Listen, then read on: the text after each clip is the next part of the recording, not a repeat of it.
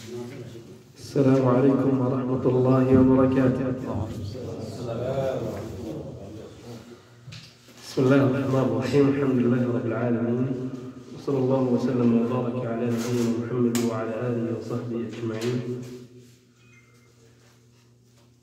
أما بعد، فأسأل الله جل وعلا أن يفقهنا في الدين، وأن يعلمنا ما ينفعنا، وأن ينفعنا بما علمنا، وأن يزيدنا علما نافعا وعملا صالحا، إنه ولي ذلك والقادر عليه.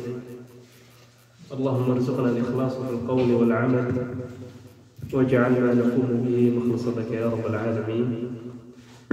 فهذا اليوم إن شاء الله سنواصل درسنا. Kita lanjutkan pembahasan dari hadis kitab Bulughul Maram. Bagi yang ada PDF-nya di halaman 540, hadis nomor 1472.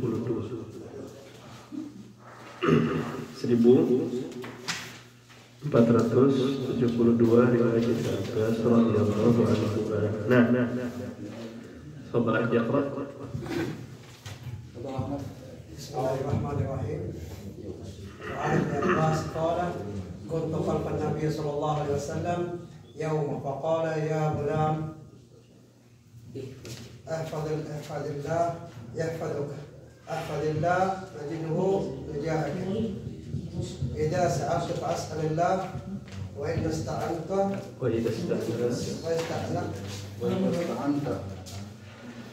استعنت فاستعيني بالله. رواه الترمذي وقال حسن صحيح. Nah, hadis kali ini masih dalam bab zuhud dan wara. Ya, masih dalam kitab Bulughul Maram, Kitabul Jami', di bab zuhud dan wara, hadis yang diriwayatkan oleh Ibnu Abbas radhiyallahu anhu. Beliau menceritakan, kuntu khalfan nabi sallallahu alaihi wasallam yawman. Suatu hari, kuntu khalfan nabi. Makna khalfa? Di belakang. Maksudnya apa di belakang? Ikuti jalan nanti begitu. Ya, ini al-zahir ya. Zahirnya ini sepertinya Ibnu Abbas radifan nabi. Tahu radif? Radif itu ditumpang. Apa? Ditumpang apa namanya? Menjadi penumpang. Dibonceng. Nah, dibonceng. Nah, jadi Ibnu Abbas suatu hari dibonceng oleh Nabi alaihi salatu wassalam. Dan Nabi sering membonceng para sahabatnya. Ya, ini juga menunjukkan tawadhu'nya beliau sebagaimana nanti dijelaskan di fawaid. Jadi ketika Ibnu Abbas radhiyallahu anhu sedang dibonceng oleh Nabi alaihi salatu wassalam di atas tunggangan, ya, beliau mengatakan, ya ghulam. Ya. Nabi alaihi salatu wassalam memanggilnya, ya ghulam. Ya, apa makna ghulam? Nah. Jadi kalau di kita le, nah, apa? Tong. Ya ghulam, ya walad. Ya. Kemudian dipanggil, ya, untuk hal yang sangat penting untuk disampaikan. Ya, nasihat yang sangat penting untuk disampaikan. Ihfazillah yahfazka. Ihfazillah yahfazka. Ya. Kalau kita artikan jagalah Allah, Allah akan menjagamu. Ya, tapi apa maksudnya jagalah Allah? Ihfazillah. Apa Allah butuh penjagaan? Terus maksudnya apa? Menjaga syariat. Hah? Menjaga syariat. Ihfadhi dong. Jagalah agama. Jagalah agama. Mungkin bisa diartikan jagalah Allah di hatimu. Nah, gitu ya. Bisa jadi ya. Jadi bukan berarti Allah butuh penjagaan, bukan. Ya, maksudnya jaga agama, jaga syariat ya. Jangan keluar dari kiri kanannya, jangan keluar dari agama ini. Ya, seperti sebagaimana dalam ayat ya, qaulih ta'ala, ya ayyuhalladzina amanu in tansurullah yansurkum. Maksudnya apa? Kalau engkau menolong Allah, Allah akan menolong kalian. Maksudnya apakah Allah minta pertolongan? Nah, menolong agama Allah. Ya, jadi maksudnya demikian. Ya, jadi bukan menjaga Allah melainkan agama. Ya, ini maksudnya di sini adalah din. Ya. Kemudian bagaimana cara menjaga agama? Ya, bagaimana cara menjaga agama? Ya, bikin ormas, bikin kantor, bikin banner. Ya, maksudnya gimana? Ya, bil qiyam bi syara'ihi. Ya, menjalankan syariat yang wajib dan yang mustahab. Ya. Begitu juga kebalikannya, wa tarkun nawahi, dan meninggalkan larangan-larangannya dan juga yang makruh, ya. Yang manhi, yang haram, dan yang makruh.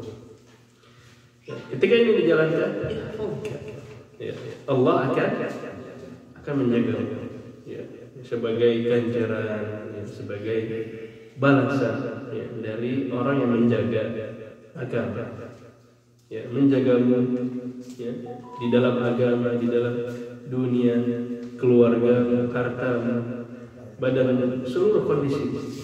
Ya. Nabi di sini tidak mengkhususkan, tidak mengikat menjaga dalam hal apa, menjaga semuanya. Tidak mengkhususkan. Kemudian yang berikutnya, ihfazillah tajidhu tujahak. Ya, apa maksudnya? Jagalah agama tadi, jagalah Allah, jagalah agama, tajidhu tujahak. Engkau akan menemukannya di tujahak, amamak, di depan. Ya. Akan engkau temukan di depan. Maksudnya apa? Ya, kalau kita menjaga agama, Allah ada di depan kita. Sebagai apa? Sebagai penunjuk, pembimbing. Ya. Jadi hidup kita enggak, ya, bukan yang enggak jelas, ya, kesana kemari. Kalau kita jaga agama ini, insya Allah kita akan dibimbing.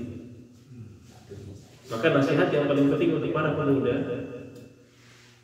termasuk pemuda yang sudah berumur, ya, mereka kan kadang-kadang berpikir masa depan saya gimana 20 tahun lagi, bagaimana Indonesia 2045. Apa yang bisa kita lakukan sekarang? Alhamdulillah, ya, ajak, ya, bangsa kita ini untuk menjaga agama.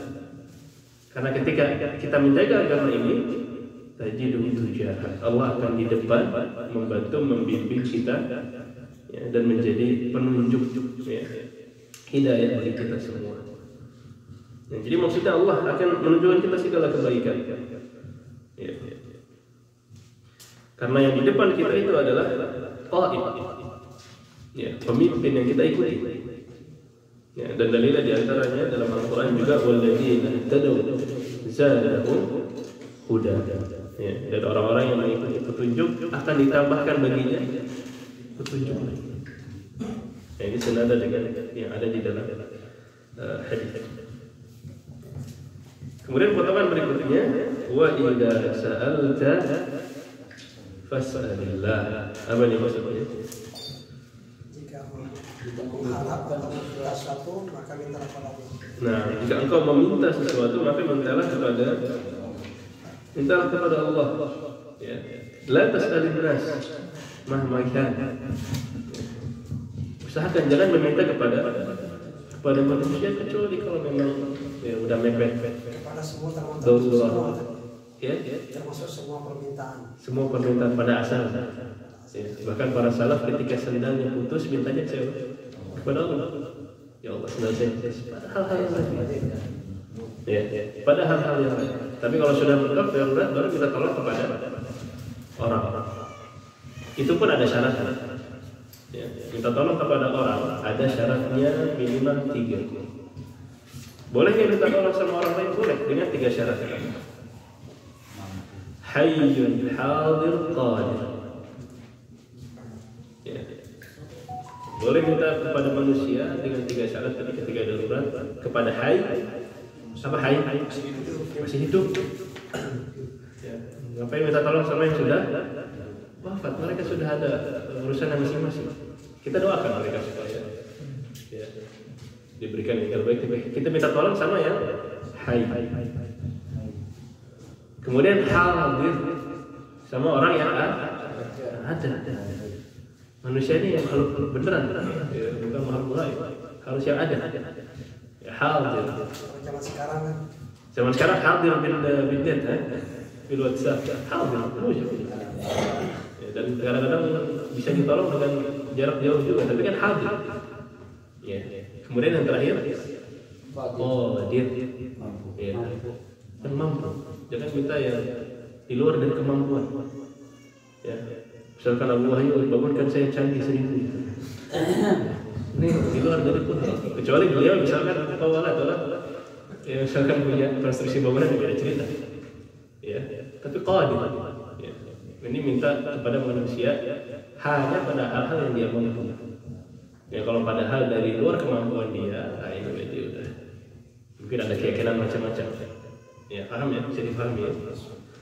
Nah, ya, dan ketika kita meminta kepada Allah dengan jujur, ya, dengan yakin, Allah Subhanahu wa taala akan menjawab. Ya, Allah sendiri berfirman, "Wa idza sa'alaka 'ibadi anni fa inni qarib." Ya, saya dekat. Ya. Ujibu da'watad da'i idza da'a. Niscaya aku akan menjawab ya, permintaan ya, seorang yang berdoa ketika dia berdoa kepada Allah. Dan di ayat yang lain, ud'uuni astajib lakum. Kurang apa? Ya, ini bukan siapa yang bicara, itu Allah langsung. Kadang-kadang kita jadi wasitah ya. Ini syekh ini misalkan, insya Allah siap membantu bla bla bla bla. Ini kita yang kasih rekomendasi. Ini Allah langsung yang menjamin, Allah akan menjawab. Ya. Kalau tidak dijawab, sebenarnya itu terjawab. Karena Allah adalah yang maha tahu. Ya. Setidaknya doa itu pasti dijawab minimal dalam 3 bentuk. Mungkin sering dibahas. Apa bentuk itu? Doa itu yang kita panjatkan doa kepada Allah pasti dijawab. Walaupun dengan bentuk yang bukan kita bayangkan. Walaupun bukan dengan bentuk yang kita inginkan. Ya. Jadi 3 bentuk doa yang diijabah, di antaranya yang pertama adalah dikabulkan sebagaimana kita minta. Ini yang pertama.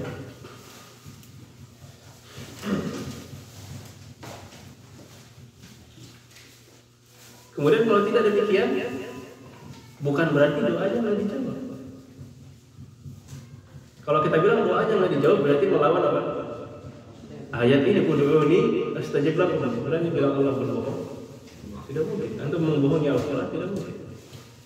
Hasya lillah. Ya. Kalaupun tidak dikabulkan, berarti Allah lebih tahu. Ya. Apa yang kita butuhkan. Jadi bentuk yang kedua, doa itu akan ditabung. Ya, doanya itu masih ditabung dulu doanya. Ya. Sampai ya nanti ya, sampai nanti kita dijauhkan dengan keburukan yang setara dengan yang kita minta. Pernah hampir kecelakaan? Sering. Kita itu tiap keluar dari rumah bawa mobil itu probability untuk kecelakaan kan gak ada yang tahu. Makanya kita doa teruskan di jalan. Entah kecelakaan secara fisik ataupun secara finansial. Tiba-tiba ada jepret sana, jepret sini. Kecelakaan juga musibah. Bisa jadi kita selamat tadi dari rumah sampai ke sini. Ya. Itu karena doa-doa yang kita minta. Walaupun bukan doa keselamatan, kita minta yang lain, tetapi Allah ganti. Kamu lebih butuh di sini. Ya, lebih baik saya selamatkan ya di titik ini dan titik ini. Jadi ini bentuk kabulan yang kedua. Dan Allah yang lebih paham. Kemudian yang ketiga,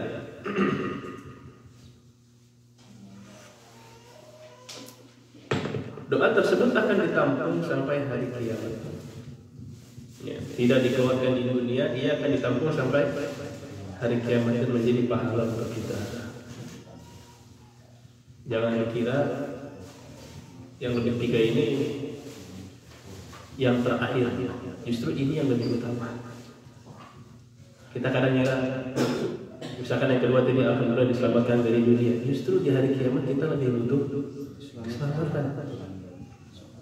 Ya, justru di hari kiamat kita lebih butuh keselamatan. Kita justru lebih bahagia kalau dapetnya yang ketiga.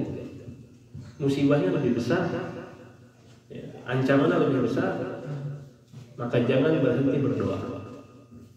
Ya, jangan berhenti berdoa apapun yang kita minta. Nah, dan yang terakhir, potongan yang terakhir, wa idza sta'anta fasta'in billah. Dan apabila engkau meminta pertolongan, mintanya kepada siapa? Kepada Allah. Masa setiap sholat kita baca surat paling favorit, surat apa? Al-Ikhlas. Ya. Biar ikhlas. Qul huwallahu ahad, Allahus samad. Tiap hari kita ikrarkan itu, Allahus samad. Allah lah dapat bergantung sama Dia. Hanya kepada Allah hati saya ini bergantung. Hanya kepada Allah saya meminta. Itu sering kita baca. Kenapa kok pada prakteknya waktu kita dapat musibah yang pertama dipikirin siapa? 911. Ya, yang pertama dipikirin, wah, di mana teman saya, bantuin saya. Yang pertama dipikirin, itu nomor sekian. Ya, yang pertama difikirkan waktu siapa? Soal inna lillahi wa inna ilaihi raji'un. Allahumma ajirna min musibati. Ya, dan lain sebagainya. Mintanya kepada Allah dulu. Ya, udah tenang baru minta tolong kepada ya. Nah, ini secara makna yang ada di hadis. Itu ada beberapa fawaid. Di antara faedah yang pertama, jawazul irdah 'ala dabbah. Bolehnya membonceng ya orang lain di atas tunggangan. Ya, kalau sekarang ya lebih boleh lagi motor, mobil ya. Dan di atas tunggangan ini ya, karena Nabi SAW melaksanakannya. Jadi di antaranya beliau membonceng siapa? Ibnu Abbas radhiyallahu anhu. Tapi ini ada syaratnya. Ya, jangan hanya wah, biar sunnah kita boncengan gitu ya. Tapi ada syaratnya. Ya. Yang pertama adalah yashqa 'ala dabbah, tidak memberatkan si tunggangan tadi. Maksudnya memberatkan yang lebih dari kemampuan dia. Ya. Kalau dia mampunya ya satu orang ini sudah berat misalkan, berapa rata-rata berat kita? Mungkin 80 udah berat ya. Ya kita lihatlah kudanya atau himarnya mungkin kecil, masih muda, ya belum mampu membawa dua orang ya satu orang. Ya jangan dipaksakan. Kemudian yang kedua adalah ya khafa suqutan, tidak takut terjatuh. Ya beberapa kendaraan nggak cocok boncengan. Beberapa kendaraan cuma cukup satu orang. Ya, kalau dipaksakan malah dia terjatuh nanti malah menyalahi ayat wala taqtulu anfusakum, membahayakan diri nggak boleh. Ya, jadi poin pertama nggak boleh membahayakan tunggangan. Poin yang kedua tidak boleh membahayakan diri kita. Ini ada syarat-syarat.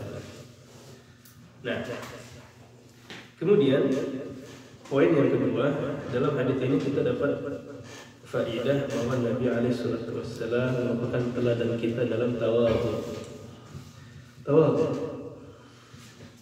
Bagaimana tawadhu'nya? Bagaimana tawadhu'nya dalam kisah ini? Beliau membonceng siapa? Ibnu Abbas yang masih kecil. Mungkin dalam rombongan mungkin ada ya orang yang lebih tua, kepala suku gitu ya. Maunya duduknya sama ya pembesar aja. Nabi SAW bahkan membonceng anak kecil. Ya. Bahkan ya yang menunjukkan tawadhu'nya Nabi SAW, kita mau cari kisah lain misalkan, siapa yang Nabi bonceng ketika pulang dari Arafah? Usamah bin Zaid radhiyallahu anhu, ya, maula min mawali, ya bekas hamba sahaya, tapi dibonceng sama Nabi alaihi salatu wassalam, ya. Dan masih muda juga, ya. Siapa lagi yang Nabi bonceng ketika pergi dari Musdalifah ke Mina? Ya, ada Al-Fadl ibn Al-Abbas, anak kecil juga. Dan jadi benar-benar tawadhu'nya Nabi alaihi assalatu wassalam. Nah, dan saking tawadhu'nya, pernah datang kepada Nabi seorang sahabat, kemudian berkata kepadanya, "Idzan li bizina." Izinkan saya berzina. Ya, kemudian Nabi menjawab pada suatu saat, "Maka Allah boleh memiliki." Masyhur ya hadisnya ya, maka kau ridho kalau itu ibumu, saudarimu dan sebagainya. Tapi yang kita lihat di sini, kenapa bisa ada sahabat datang kepada Nabi, terus pemimpin bangsa, ya, Rais Daulah, qadhi juga, mufti juga, ya kan? Ibarat kita ini raja, qadhi, mufti semuanya digabung menjadi satu. Kemudian berkata demikian. Apa yang membuat lelaki ini percaya diri bisa datang kepada Nabi minta izin untuk melakukan hal itu? Ya, apalagi kalau bukan dia merasa aman dengan Nabi Sallallahu Alaihi Wasallam. Dia tahu bahwa Nabi nggak mungkin memarahinya, ngecap dasar kamu, pecinta maksiat dasar kamu, ya, orang-orang dan lain sebagainya. Ini sifat-sifat yang jauh dari Nabi. Mengecilkan orang, ya, jauh. Makanya para sahabat kan demikian. Ia merasa dekat dengan Nabi, tawadhu'nya dengan akhlak yang baik yang dimiliki oleh beliau alaihi salatu wassalam. Nah, faedah yang berikutnya, annahu, ya, seyogianya, selayaknya kita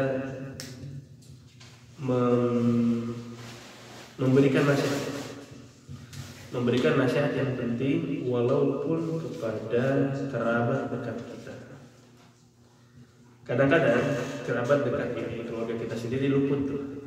Kita sering kasih nasihat di forum-forum misalkan kepada orang yang baru bertemu, tapi giliran keluarga sendiri lewat. Kadang-kadang begitu. Ya, tapi Nabi alaihi salatu wasallam, ini Ibnu Abbas masih kerabat beliau, mengambil kesempatan ini. Ya, jadi bukan cuma sawalif aja ngobrol gitu, ya, beliau mengatakan, mengucapkan nasihat-nasihat apa yang dirasa terbaik. Tentu tadi kandungannya yang tadi kita sudah sebutkan, itu juga menjadi faedah tentu. Kemudian ini barang siapa yang menjaga batas-batas dalam syariat Allah, agama Allah, ya maka Allah akan menjaganya secara umum, agamanya, badannya, hartanya, keluarganya, dan kehormatannya. Di antara dalil yang lain, innallaha yudafi'u 'anil ladzina amanu. Allah menjaga orang-orang yang beriman. Jadi jangan takut. Mungkin pernah kita lihat wawancara seseorang yang masyhur di Amerika, mukmin. Kemudian ditanyakan, berapa bodyguard kamu? Dia hitung satu. Ya. Habis itu ujung-ujungnya siapa? Hanya satu. Yang menjaga saya hanya satu. Dialah yang tidak pernah terkalahkan, tidak pernah. Ya. Nah, adalah Allah yang menjaganya. Nah, itulah mukmin. Jadi nggak takut dia. Tidak takut. Dan kemudian anna ahamma man yuwajjihu ilaihi hadza ulatul umur. Dan orang yang paling berhak untuk menyampaikan hal ini adalah waliul amr. Apa waliul amr? Jadi sais atau wali amr itu ada derajat. Tidak semua waliul amr kembali kepada waliul amr wilayah yang kubro, yang paling besar. Kita juga waliul amr.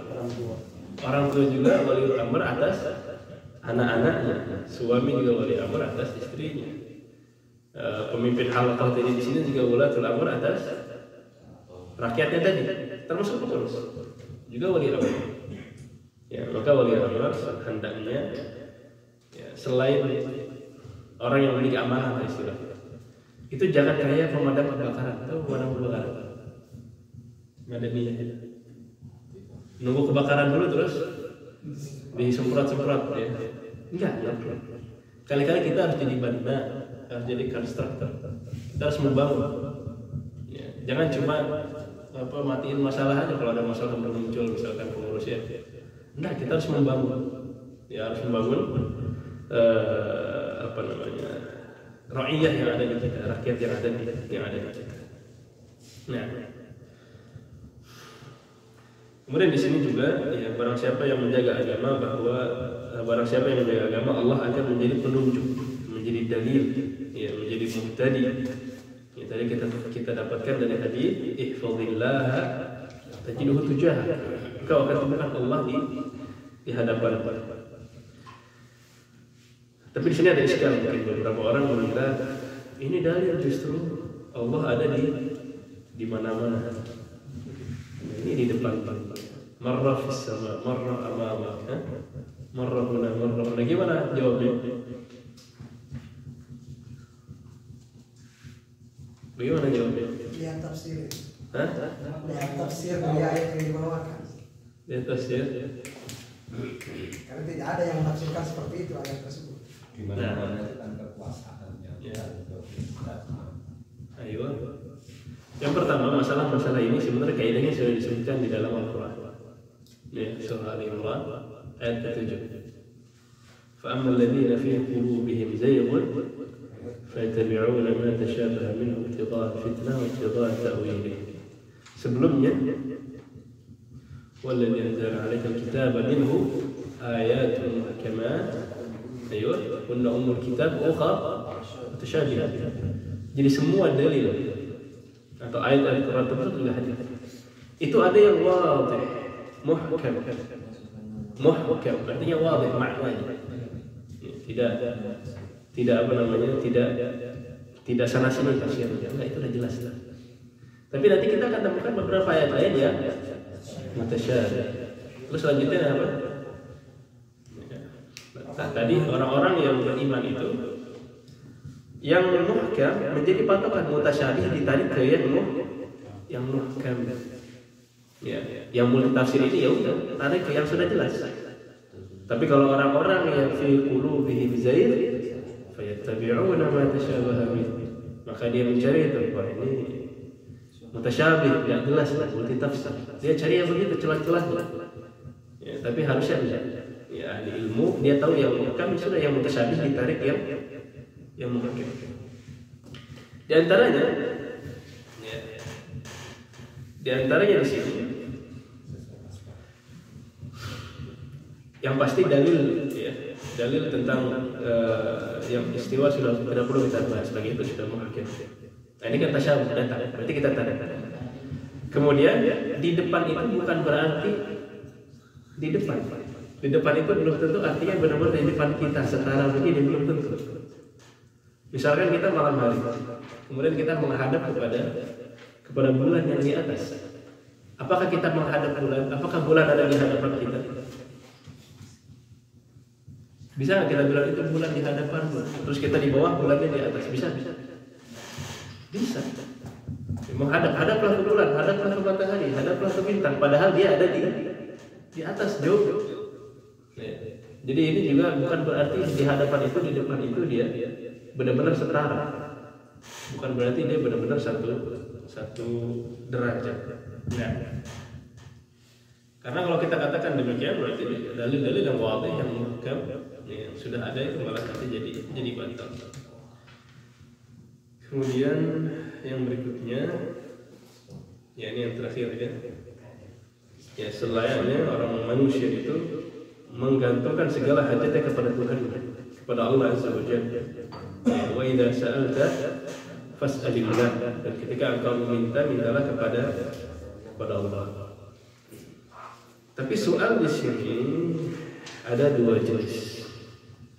Ya, soal permintaan itu ada dua jenis. Ya, ada yang pertama soal bilisanil hal, dan yang kedua soal bilisanil maqal. Lisanul hal dan lisanul maqal, apa bedanya? Kalau lisanul maqal itu dengan lisan kita nih, lisan, lidah, lisan. Ya, Allahumma rzuqni misalnya, Allahumma hdini, ya, dan lain sebagainya. Tapi kalau lisanul hal itu keadaan dia, kondisi dia. Ya, jadi keadaannya, ya, dia itu hatinya hanya kepada Allah bergantung. Ya. Jadi bilhal, dengan kondisi dia. Jadi kalau ada datang apa-apa, dia nggak langsung ke orang lain, enggak. Dalam hati dia langsung kepada Allah, walaupun belum mengucapkan apa-apa. Ya, jadi dua-duanya. Ya.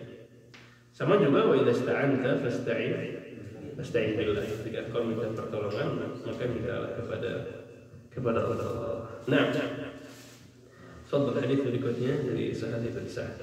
Kan hadis terakhir ya. وعن سهل بن سعد قال جاء رجل إلى النبي صلى الله عليه وسلم فقال يا رسول الله دلني على عمل إذا عملته أحبني الله وأحبني الناس فقال ازهد في الدنيا يحبك الله وازهد فيما عند الناس يحبك الناس رواه ابن ماجه وسلم الحسن. Dari Sa'ad bin Sa'ad radhiyallahu anhu, dia mengatakan, qala jaa rajulun ila Nabi sallallahu alaihi wasallam. Ya, datang seseorang kepada Nabi alaihi salatu wasallam, faqala ya Rasulullah. Maka ya, pria tadi mengatakan, wahai Rasulullah, dullani. Apa maksudnya dullani? Tunjukkan. Dalal. Dullani ala amalin idza amiltuhu ahabbani Allah. Tunjukkan saya amalan yang apabila amalan tersebut saya lakukan, ya, ahabbani Allah. Apa maksudnya? Allah akan mencintaiku. Jadi amalan yang menyebabkan Allah mencintaiku. Wa ahabbani nas, dan manusia-manusia mencintai. Jadi dikumpulin dua, mahabbah dari Khaliq, mahabbah dari makhluk. Ya. Ini pertanyaan penting. Ya, pertanyaan penting. Kemudian faqala Rasul alaihi salatu wassalam, izhad fid dunya yuhibbuka Allah. Ya. Zuhudlah, ya, dengan apa yang ada di dunia, maka Allah akan mencintai. Ya, maksudnya utrukha la tata'allaq biha. Jangan kita terlalu bergantung kepada dunia. Nah, ini sudah kita bahas mungkin beberapa hadis sebelumnya. Jadi dunia itu, ya, jangan sampai ada di hati kita, maka Allah akan mencintai kita. Wazhad fi ma 'inda an-nas yuhibbukan nas. Ya, dan berzuhudlah dengan apa yang ada pada manusia, ya, maka manusia akan mencintai. Ya, karena sesungguhnya apa yang ada di tangan manusia ya milik dia, bukan milik kita. Nah, ya, langsung ya, di antara fawaidnya adalah hirsus sahabah radhiyallahu anhum. Ya, tingginya kemauan dan kerasa ingin tahuan para sahabat, ya, bagaimana cara untuk istiqamah, ya, sehingga mereka bertanya untuk mendapatkan caranya. Ya. Dan apa yang disampaikan oleh Nabi di sini adalah kalimat jami'ah. Jadi Nabi itu alaihi salatu wassalam kadang-kadang mengucapkan cuma misalkan 3 kata tadi, izhad fi ad-dunya, 3 kata. Tapi kalau kita tafsir itu bisa jadi bisa jadi tulisan berjilid-jilid. Kalau kita luaskan pembahasan ini bisa luas sekali. Ya. Tapi Nabi cuma mengatakan izhad fit dunia. Dunia itu izhad fil mal, harta. Izhad fil jah, yang termasuk jabatan. Izhad fil markubat, di mana? Transportasi, ya, mobil, motor dan sebagainya. Izhad fil maskunat, ya, tempat tinggal. Fi kulli syai', ya, dalam segala sesuatu. Jadi kalau kita mau detailkan itu akan sangat detail sekali. Dan di dalam hadis ini juga kita temukan bahwa di sini ada sifat mahabbah. Ya, Allah memiliki sifat mahabbah, ya, tidak dinafikan. Allah memiliki sifat mahabbah. Ya, dan ahli sunnah wal jamaah menetapkan sifat ini dengan mahabbah, ya, yang benar-benar mahabbah, tidak ditafsirkan lain-lain. Nah, ya, kemudian ya berarti sebaliknya juga barang siapa yang tidak zuhud, barang siapa yang hatinya terikat dengan dunia, ya bukan masalah pemilikan, ya, hati, ya, barang siapa yang hatinya terikat dengan dunia, dunia ini benar-benar menjadi akbar ham, ya, bahkan bisa disebut ya abdul dinar, kemudian ya abdul dirham, ya, benar-benar jadi tujuan dia yang hakiki, maka ini bisa menjadi sebab hilangnya rasa cinta, ya, hilangnya cinta dari Allah Azza wa Jalla. Nah, dan yang di sini berarti ada, ya, syarat, ajakan untuk zuhud terhadap dunia, termasuk zuhud juga terhadap apa yang ada di tangan manusia. Ya. Maka jangan istilahnya kalau di kita modus, ya. Mungkin dia nggak minta secara langsung, kadang-kadang modus saja. Ya, misalkan kalau ketemu barang bagus, ya masya Allah bagus, tapi dalam hatinya biar apa? Biar dikasih. Gitu. Kan gitu, Nabi kan kita masya Allah sarbannya bagus, kemudian sarbannya dikasih, iya kan? Itu modus tuh. Ya, biasanya terjangkit juga beberapa orang, dia bikin status afwan, HP saya rusak gitu ya. Ya, tapi nggak tahu hatinya, mungkin memang sibuk takut nggak menjawab orang, tapi bisa jadi hatinya apa? Biar dikasih. Kan ini muskilan juga modus. Nggak dosa ya? Nah, sampai dosa sih enggak. Memalukan. Tapi dia nggak suka. Nggak suka. Dan yang lebih parah misalkan, itu sendalnya bagus. Kalau dikasih sama saya juga mau. Ini namanya modus. Ya ini jahat. Ya, kalau kita meminta apa yang ada di tangan manusia tadi, nanti cinta manusia, rasa cinta dari orang itu akan hilang. Ini paradoks. Nah, ya begitu ya. Nah, jadi ya sudah. Kalau sudah punya orang ya sudah. Hati kita harus di stop di sana. Karena ini ada penyakit. Ya, ada penyakit hati beberapa orang begitu. Ya, giliran orang punya, dia apa?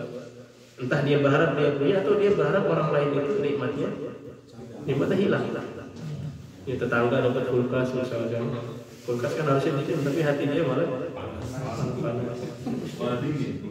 Ya, nggak ada hubungannya. Punya orang ya punya orang. Dan yang terakhir, ini faedah yang terakhir, hendaknya kita juga ya berusaha tadi untuk mendapatkan cinta Khaliq dan makhluk. Kalau cinta Khaliq pasti kita minta, tapi cinta makhluk gimana? Cinta makhluk susah. Ya kan, kadang-kadang untuk apa mencari ridho manusia kayak gitu kan, syiar kita. Tapi kalau bisa dapat cinta, bisa dicintai, diusahakan nggak masalah. Pada akhirnya mereka ridho, mereka nggak ridho, itu terserah mereka.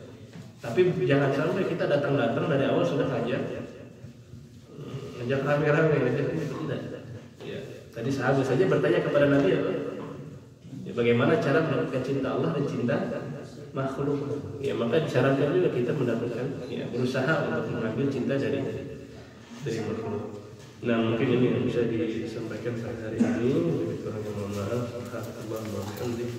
Asyhadu an la ilaha illa anta astaghfiruka wa atubu ilaik. Wa sallallahu wa sallam ala nabiyyina Muhammadin wa ala alihi wa sahbihi ajma'in.